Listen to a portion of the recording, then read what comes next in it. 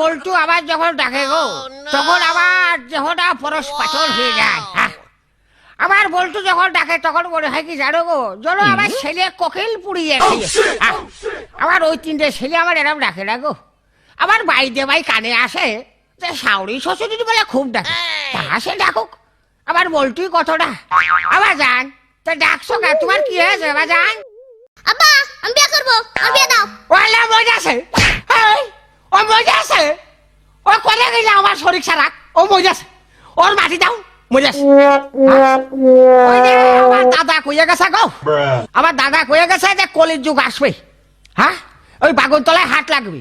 তাহলে কলির যুগ যে এসে গেছে এখন তা বুঝতে পারলাম। হ্যাঁ তাহলে আমার ওই তিনটে ছেলে আমার আব্বা না করলু আমার সামনে কোনো বিয়ের কথা কইনি। আরে এ অজাত করতে এস গো, হ্যাঁ এ করতে এসে, হ্যাঁ বিয়ের কথা কয়। আবার গল্প শুনি যে আমেরিকায় বলে লাদেন বলে বোম মারিয়াছে, আমার বিশ্বাস হয় না যে লাদেন এরকম করতে পারে। হ্যাঁ তার লাদেন মারলো কি কিটা মারলো উপর আল্লাহ, তুমি তো দেখেছো। তো যাক লাদেন, তুমি যদি সত্যি সত্যি আমেরিকায় বোম মারিয়ে থাকো তা তুমি বোম আমেরিকায় মারিয়েছো কা?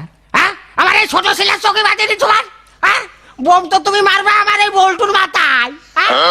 ওরে যে ছেলে বাপের সামনে কচি ফের আমি বিয়ে করবো, হ্যাঁ তাহলে দেশে ভূমিকম্প হয়ে যায় না গো। ও কয় কি রে, হ্যাঁ শাল আর বেজাতের কিছু না কই,